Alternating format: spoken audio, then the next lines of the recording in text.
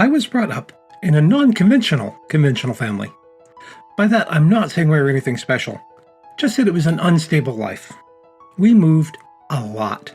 By the time I was 16 years old, in fact, I had lived in well over 100 different places in at least 5 US states: California, Oregon, Minnesota, Nevada, Idaho. Cities, towns, farms. We even lived in tents in a campground for a while. And as a result, I hate camping even now decades later. People sometimes ask if I'm from a military family. Nope. Mom just liked to move. Always running from her own ghosts, always trying to find happiness in some new location. We would move in somewhere with Mom saying, "This is the best place we've ever lived. I never want to move again." And then, sometimes just a few days or a few weeks later, but never more than a few months, she'd be saying, "I hate it here. If we don't move, I'm going to go mad." And so we would move. And this constant moving was not the only instability. My parents divorced when I was 4, and both remarried a number of times over the years. So parental figures in my life were constantly shifting as well.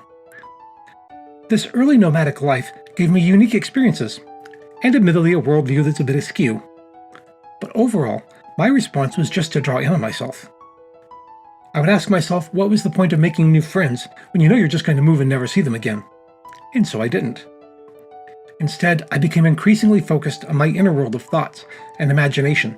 I was always a good reader, and I loved science fiction and fantasy. And to be honest, I found that inner world so much more comforting than the real one. I started to write stories, or even just act them out in my head like TV shows or movies. When I got to high school, however, I realized that I wanted and needed something more stable.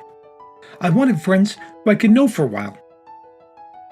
When I was 15, we moved into a little town in Nevada. Over the course of 4, maybe 6 months, we lived in at least 3 or 4 different houses and apartments in that area. So when my mother moved again, just a few months later moving out of the area, I just knew I couldn't continue. My mother was very hurt. But I moved in with another family that lived in the town, and I would stay with them for the school years, and then go visit each of my parents separately, obviously, each summer. It was in this little town in Nevada that I finally started coming out of my shell, just a little. Admittedly, I do have at least a little bit of that nomadic bug from my mother. After high school, this nomadic wanderlust caught up with me again. In the decades since, I've also lived in Utah, Colorado, Wyoming, Illinois, Maryland, Virginia, Washington, D.C., and I have now been living in Manchester, UK for over 5 years. You know, the way that I chose to react to my nomadic childhood still lingers. I love ideas. I love music and art that makes me think and feel. I love to debate, or as my husband will tell you, I love to argue.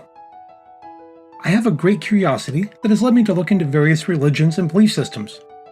I have, at different times in my life, found myself at various points on the political spectrum.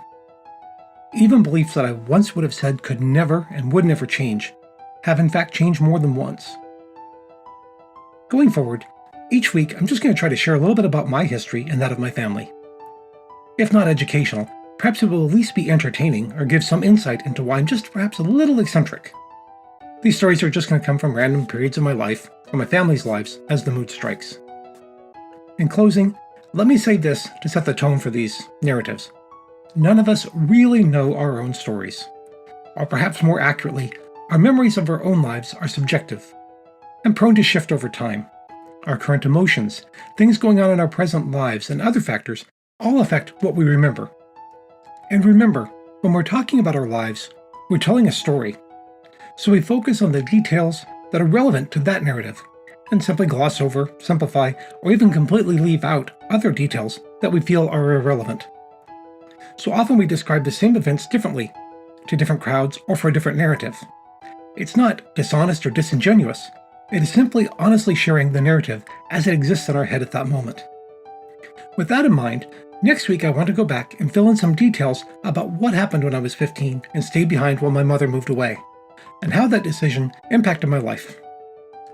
And if you enjoyed this video, please like, comment, subscribe, and share.